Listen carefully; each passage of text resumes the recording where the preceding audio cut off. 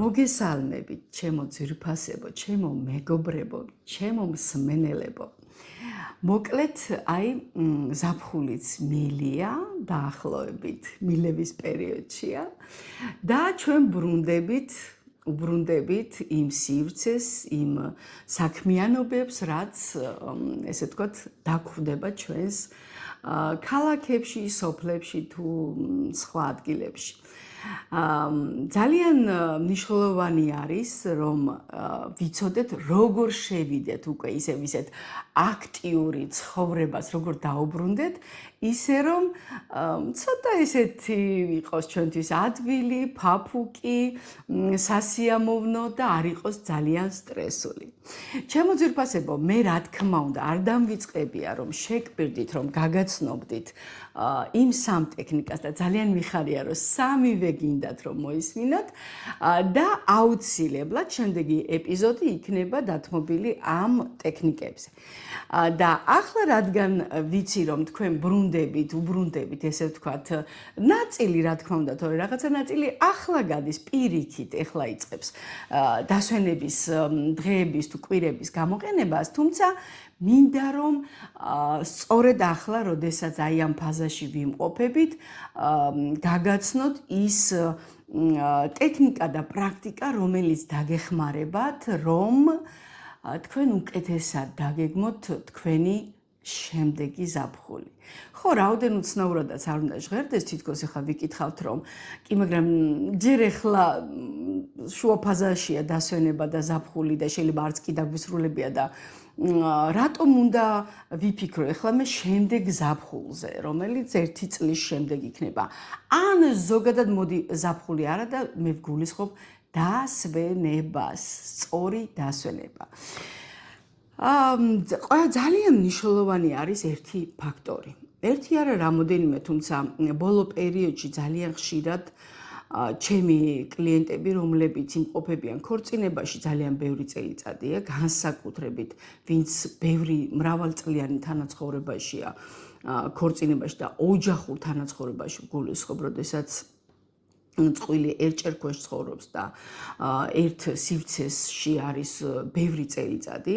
ამბობენ, რომ იქ ყველაზე კრიტიკული თანაცხოვრების და ოჯახური თანაცხოვრების მე-11 წელია და იქიდან იწყება და განსაკუთრებით ასეთი წყვილები და ასეთი ოჯახები.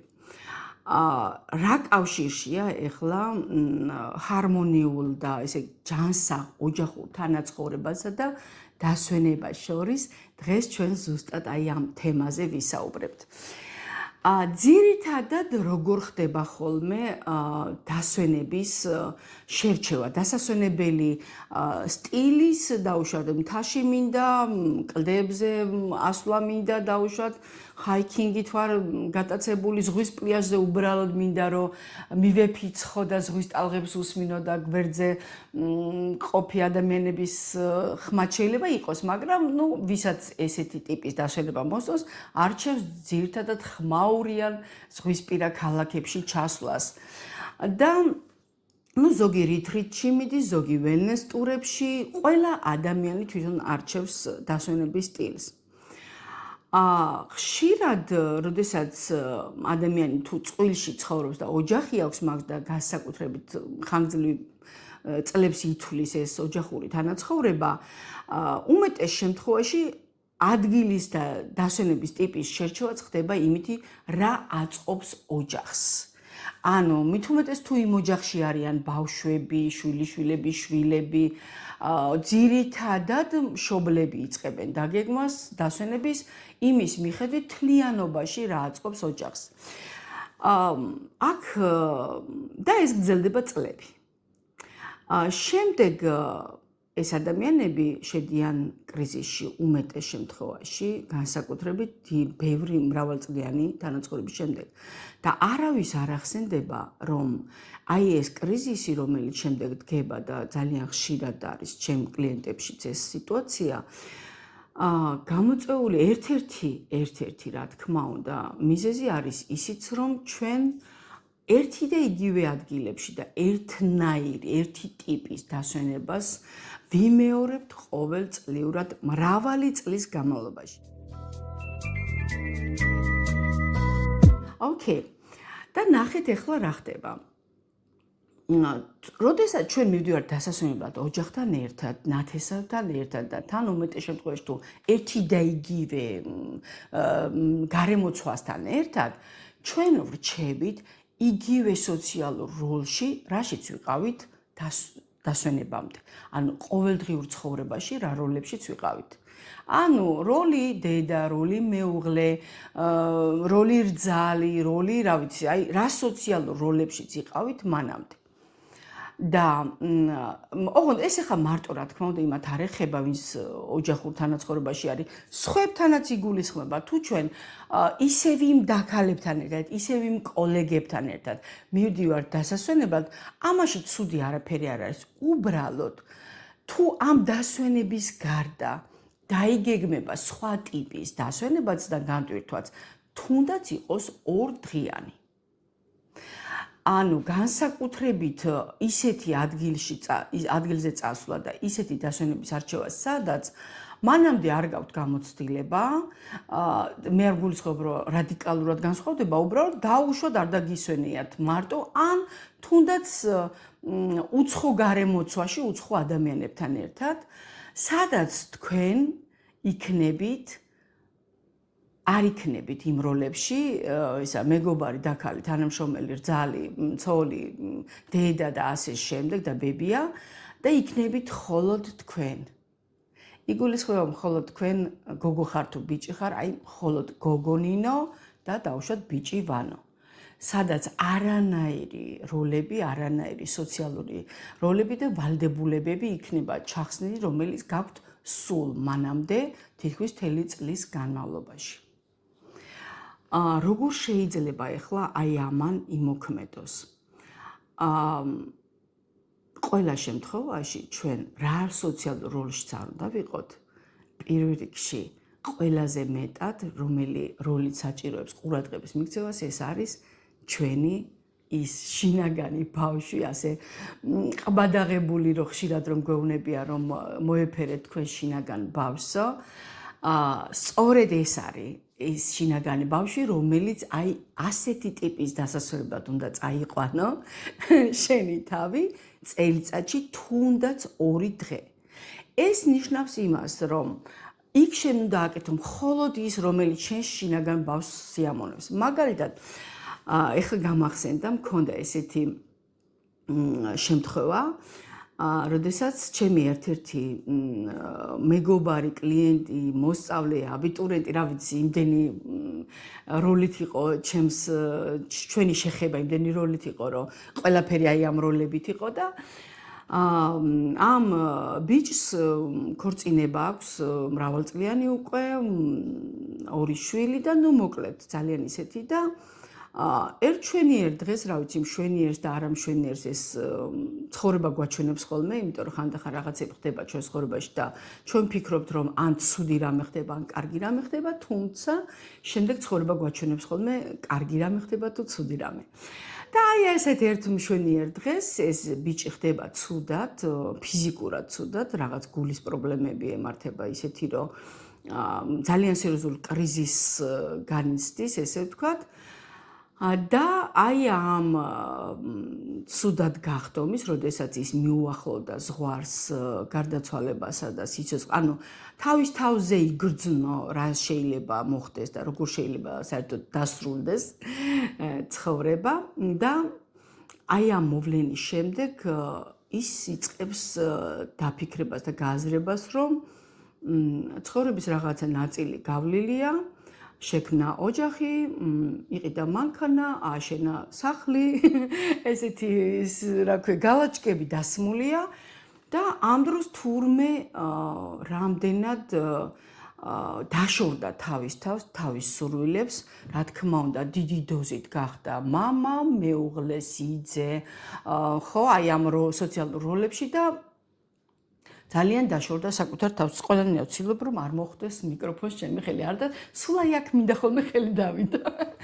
ხო, აი იმიტომ რომ აი ეს არის ზუსტად ის ადგილი, სადაც განსაკუთრებულად იგრძნობა ჩვენი შინაგანი ბავშვი და აი მასთან სიახლოვე. ძალიან ხშირად გვირჩევენ ხოლმე, რომ ხელი აი აქ დავიდოთ და მოვეფეროთ, თუნდაც როდესაც სასოწარკვეთილები ვართ, ან რაღაცა მსგავსი ხდება და მოკლედ რო ვთქვათ, ეს ბიჭი უცებ აი ამ ყველაფრიდან მხიზლდება და ძალიან ისეთ რადიკალურ ნაბიჯს დგავს, რომელსაც არ მოელოდებოდა არც საზოგადოება, არც ოჯახი, აბსოლუტურად არავინ.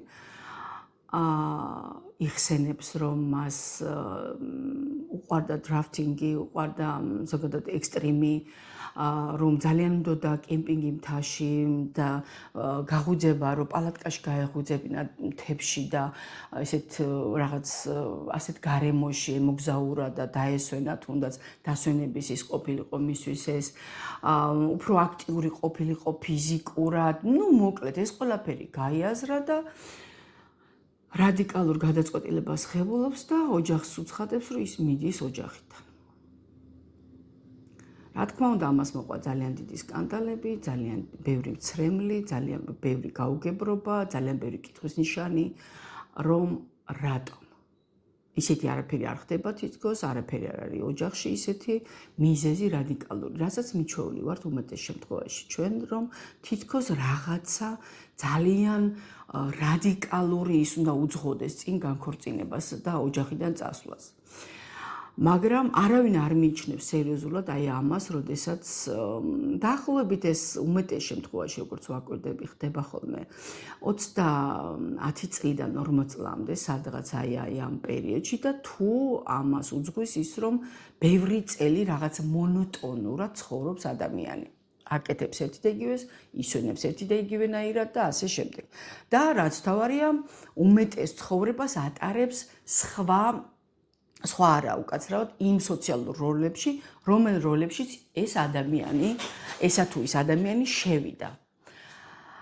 და როდესაც ჩვენ ვისაუბრეთ, გამიზიარა მან თავისი აი ეს ისა, იმიტომ რომ ძალიან დიდი ის გამოიწვია, რა თქმა უნდა, გარემოცვაში ამ ფაქტმა და თქვა, რომ მას ასე აღარ უნდოდა. და აღწერა ის რაღაცები, რაც აი მის შინაგან ბავშვს უნდოდა. ანუ ფაქტიურად მოხდა ის, რომ როდესაც ბევრი წელი ერთი და იგივე გრძელდება, ადამიანის შინაგანი ბავშვი იმშევა, ესე რომ ვთქვა, აი დამშეულია, იმიტომ რომ სულ სხვის სურვილებს, სულ სხვის ოცნებებს. გასაგებია, რომ უნდა იყოს ეს, როგორ არა, რახან ჩვენ შევდივართ ქორწინებაში, რახან ხდებით მშობელი, კი, უნდა იყოს, მაგრამ 2 დღე თუნდაც წელიწადში, ეს ხომ არ არის აი რაღაცა ისეთი დიდი და შეუსრულებელი და განუხორციელებელი. თუნდაც 2 დღე აჩუქო შენს თავს და იმ შინაგან ბავშვს დაუსვა კითხვები, რა უნდა სინამდვილეში, როგორი დასვენება და რას ისურვებდა და ის 2 დღე მის შენს შინაგან ბავშვს შანსი იმისა, რომ მან დაისვენოს ისე, როგორც მას ესმის ეს დასვენება, იმიტომ რომ ოჯახს როგორც ესმის ეს სხვა რამეა და ეს შენ პირადად როგორც გესმის ეს საერთოდ სხვა რამეა.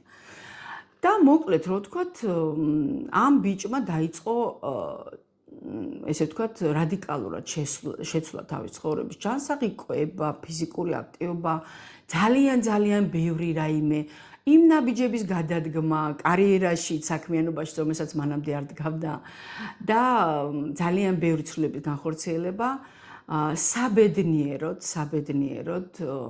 მე ზოგადად ამ ოჯახს ძალიან ახლოს ვიცნობ და ძალიან მიყვარს და ყველა ოჯახის წევრთან მაქვს ესე ვთქვათ შეხება და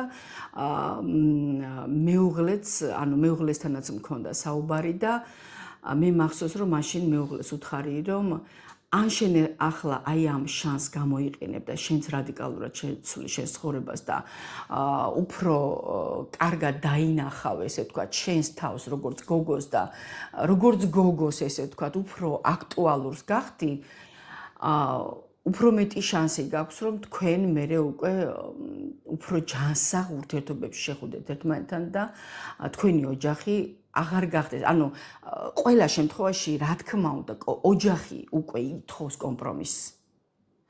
თუმცა სულ კომპრომისი რომ არ იყოს და ზუსტად ასე ადამიანები არ გადაიწვან ამ ოჯახური თანაცხოვრებით, ზუსტად მაგიტო უნდა მოხდეს ხოლმე თუნდაც წელიწადში 2 დღე იმ ტიპის დასვენება, რომელიც უნდა დაუშვათ იმ ადამიანს და იმ ადამიანს, რომელსაც ქვიათ წყვილი, ცოლქმარი, ან არაცოლქმარიც, მნიშვნელობა არ აქვს. და ამ გოგომა ძალიან რადიკალურად შეცვალა ცხოვრება, აი ძალიან მიხარია, რომ ორმა ადამიანმა კრიზისი გამოიყენა ძალიან სწორად და კარგად და დღესდღეობით თუ არ ვცდები ერთ თვეში მესამე ბავშვს ელოდებიან, ანუ ეს წყვილი განახლებულები დაბრუნდნენ ურთიერთობაში. მათ ეხლა მარტო დასვენება აქ არ იგულისხმებოდა, რა თქმა უნდა, იმათმა ძალიან ბევრ რამეს გადახედეს და ძალიან ბევრ რამეს შეცვალეს თავის თავში და განახლებულები დაბრუნდნენ ურთიერთობაში და ძალიან მიხარია, რომ მათ ეს მოახერხეს. ახლა ჩვენ როგორ შეიძლება აუცილებელი არ არის, რომ კრიზისს დაველოდოთ, ან ისა ინფარქტს, ან ინსულტს, ან რა ვიცი რაღაცას, რომელმაც შეიძლება რომ ჯვარი გწერია, სულ არ გვინდა, ჩვენ გონიერი ადამიანები ვართ და გაცნობიერებული ცხოვრება გვინდა, ამიტომ გაცნობიერებულად ავირჩიოთ და დავიწყოთ უკვე მოქმედება დღეს, რომ ეს მომენტები არ დადგეს ჩვენ ცხოვრებაში და თუ დადგება ძალიან ადვილად გაუმკლავდეთ. და ეხლა როგორ შეიძლება ეს გავაკეთოთ? პირველ რიგში მინდა რომ აი ამ ზაფხულის ფონზე, აი ვინც უკვე დაისვენეთ, ან ვინც ეხლა ხართ დასასვენებლად, ან ვინც უახლოეს პერიოდში გეგმავთ. ყოველ შემთხვევაში ზაფხულის დასვენებას გულისხმობ, როცა თითქმის დედამიწაზე სოფლიოში ადამიანების უმრავლესობის განწყობა არის დასვენებაზე. ანუ ყველას ფსიქოლოგია, გონება, სხეული ითხოვს აი რაღაც გამტვირთვას და დასვენებას, ხო? შესაბამისად ამ გამოცდილებიდან წელს როგორი გამოცდილებაც გქონდათ. შეიტანეთ, ოღონდ რა თქმა უნდა, თუ კალამს და თქვენ საყვარელ ბლოკნოტს ამისთვის გამოიყენებთ, კიდევ უკეთესი. ანუ თუ ჩანაწერებს გააკეთებთ. უბრალოდ უნდა დაჯდეთ და თქვენს თავს დაუსვათ კითხვა, როგორი იყო ჩემი 20-26 ზაფხული. ანუ რისგან შედგებოდა, მე რომ მიყვარს ეს სიტყვა, რა ინგრედიენტებისგან შედგებოდა ჩემი 20-26 ზაფხული. და უნდა დაწეროთ, დაუშვათ, ვიყავი ამდენი დღე და ამდენი ხანი სოფელში, ვაკეთე ესა და ეს სიტყვაზე ვიძახი. ვიყავი ზღვაზე, ვისთან ერთად იყავი, დაუშვათ, ვიყავი მთაში, არ ვიყავი არსად და დავრჩი ქალაქში და აქ გავატარე და როგორ გამოვიყენე შვებულების თუ დასვენების დღეები და კვირები, მოკლედ რო ვთქვა, მნიშვნელობა არ აქვს, გახვედით ქალაქიდან თუ არ გახვედით, აღწერეთ როგორი იყო, რისგან შედგებოდა. შემდეგი ეტაპი უკვე ამის არის ის, რომ თქვენს თავს მისცეთ ცოტა ხნით ესეთი ჯადოსნური ჯოხი. ხო, ეს კი ფანქარია, მაგრამ თქვენ შეგიძლიათ ეს ჯადოსნურ ჯოხად გადააქციოთ და ამ ჯადოსნურ ჯოხმა თქვენ მოგცათ ყველანაირი რესურსი დასვენების, ისეთი როგორიც გინდომებოდათ.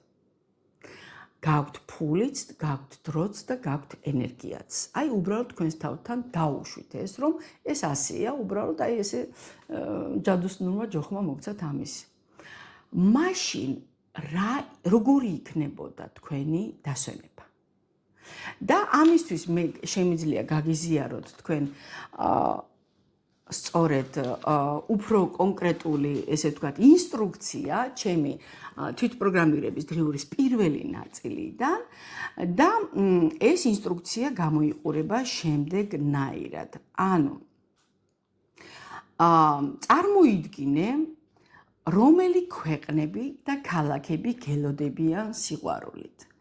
ქვეყნები და ქალაქებს რა თქმა უნდა ჩვენ შეგვიძლია დავამატოთ საქართველოს კურორტები, სოფლები, იცით რა მე მაგალითად პირადად წინა წელს ზუსტად მაგიტო ჩავფრინდი სვანეთში და ჩავედი და ვიყავი იქ რომ ჩემთვის სვანეთი იყო ის ყველაზე საუკეთესო კურორტი იმ შემთხვევაში.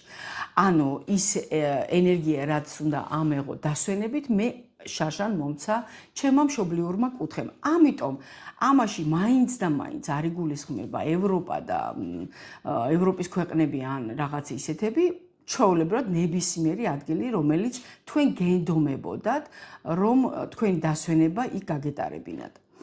ზღვასთან შვიდი სეირნობა გიზიდავს, მთის ჰაერი თუ ქალაქის ხმაური, ამაზეც უპასუხებთ. როგორ მიემგზავრები იქ?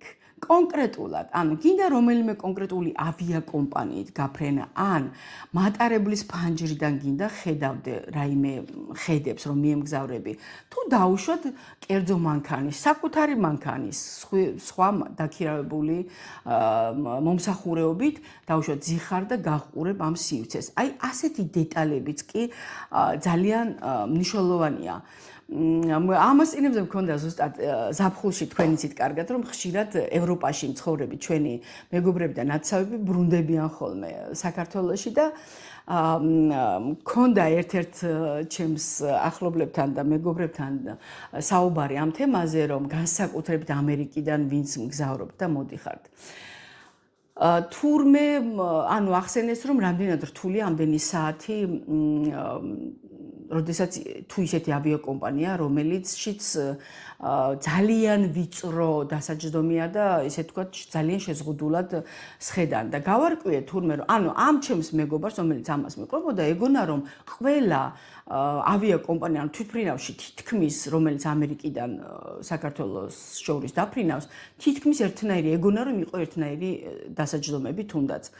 და მე დავინტერესდი ამ თემით, იქიდან გამომდინარე, რომ ზოგადად თლიანობაში ვსწავლობ. მე არ ვარ ორიენტირებული მხოლოდ რაღაც ესე ვთქვათ, რაღაც ერთ სწორხაზოვან რაღაც სეგმენტზე, კოუჩინგში და პიროვნულობაში. ჩემთვის მნიშვნელოვანია, რომ თლიანობაში გქონდეს ადამიანს ჰარმონიული და კომფორტული ცხოვრება და დავინტერესდი ამ თემით და მკითხე უკვე სხვა მეგობრებს, რომლებიც ასევე მგზავრობენ ხოლმე საქართველოსა და ამერიკას შორის და აღმოჩნდა, რომ სრულიად სხვა კომპანიები,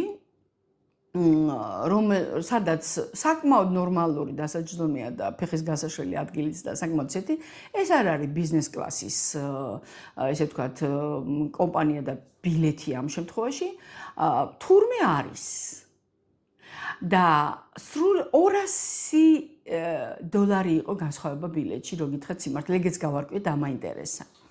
ანუ ნახეთ, თუ ჩვენ სასიამოვნო, ეხლა მე გულისხმობ, ეხლა ამერიკიდან საქართველოში მით უმეტეს ყოველ თვე ხო არ დაფრინავს ადამიანი, თუ ჩვენ ჩვენს თავს უფლებას მივცევთ, რომ კომფორტულად ვიმგზავროთ და ვიფრინოთ, ხო, განსაკუთრებით ესე დისტანციაზე, ამ შემთხვევაში შესაძლოა გვიღირდეს, რომ ის $200 დავამატოთ ბილეთს და ის ჩვენი მგზავრობა გავხადოთ კომფორტული, თუნდაც.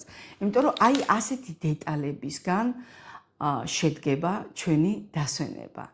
და სწორედ ამიტომ გირჩევთ, რომ თუნდაც წელიწადში ერთხელ 2 დღით, მხოლოდ 2 დღით ან 1 დღით, მნიშვნელობა არ აქვს.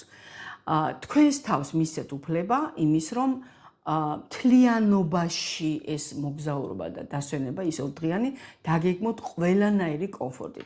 რა თქმა უნდა, ეს ჩვენს ფინანსურ ჭერის აწევაზე, ეგრეთ წოდებული ჭერის აწევაზე ძალიან კარგად იმოქმედებს, რადგან მე ცალკე პრაქტიკას ვაძლევ ხოლმე აი ამის შესასრულებლად. ოკეი, გადავიდეთ შემდეგ, ანუ მოკლედ მგზავრობა და იმას ვქენთ და ეხლა უკვე დაფიქრდი, რომ როგორ გარემოში ჩადიხარ, რა აქტივობებით ხარ დაკავებული დაუშვათ. მე მაგალითად წელს მქონდა ეგეთი პრაქტიკა, რომ დასასვენებლად სადაც ჩავედი, იქ წავედით კინოთეატრში. ხო ძალიან უცნაური, არავინ არ გეგმავს რომ კინოს, მაგრამ იმდენად მიყვარს მე კინო და თეატრი, რომ იმ დასასვენებელ ადგილასაც ჩავსვი ჩემ დასასვენებელ, ესე ვთქვათ, პუნქტად და ძალიან მე სიამოვნა.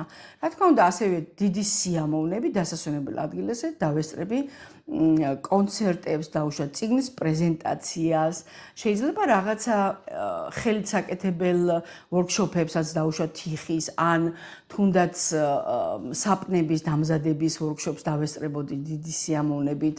მოკლედ, რომ ვთქვათ, ძალიან ესეთი მრავალფეროვანი თქვენი ჩაწერეთ, რა თქმა უნდა, რას ისურვებდით. ასევე უნდა გაცნობიეროთ, როგორია ის ატმოსფერო, სადაც თქვენ ისვენებთ. დაუშვათ, რა ფერებია გარშემო, როგორი მუსიკა ჟღერს, როგორი არომატი დაგხვდათ, დაუშვათ, იქ სადაც ჩახვდით. ხო, რა არის ის ემოციები, რასაც იქ განიცდით? ვინ არიან შენს გვერდით ამ სასიხარულო და დასვენების მომენტში? შეიძლება გარემოცვაში იგულისხმება, შეიძლება მარტო იყოს სრულიადაც არავინ, მაგრამ შეიძლება იყოს ერთი ადამიანი, ან ის ადამიანები, ვისთანაც ჩახვედით. რაც უფრო ნათლად და რეალურად ჩამოვაყალიბებთ, რა თქმა უნდა, უკეთესია, მით უფრო ახლოს ეს მოვლენა და აი ამ ტიპის დასვენება უფრო ახლოს მოვა თქვენთან.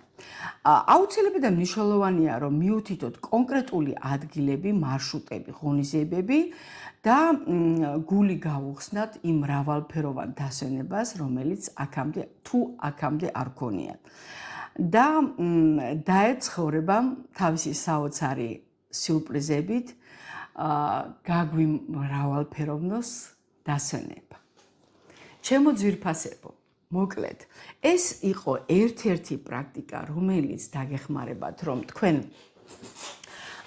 თქვენი მომავალი დასვენებები აი ამ ჩვენს შინაგან ბავშვთან თანხმედრაში დავგეგმოთ, სადაც ჩვენ ვიქნებით მხოლოდ ის, ვინც ვართ იქამდე, სანამ გავხდებოდით სოციალურ როლებში, სანამ შევიდოდით, ჩვენ ხომ პირველი ჯერ დავიბადეთ ბავშვი, გოგო, ბიჭი და შემდეგ გავხდით უკვე მეუღლე, დეიდა, რძალი, ბებია და ასე შემდეგ. ასე რომ welcome back, ვინც დაბრუნდით უკვე დასვენებებიდან და ვისაც წინ გაგვთეთ დასვენება, შეგიძლიათ გაითვალისწინოთ აი ეს პრაქტიკა და ბედნიერი ზაფხული, რა თქმა უნდა, ვინც ახლა ისვენებთ. ეს სავარაუდოდ არის ჩემი პოდკასტი ნომერი 37, იმიტომ რომ არ მახსოვს ზუსტად და იცხოვრე შენი ბედნიერი ცხოვრება.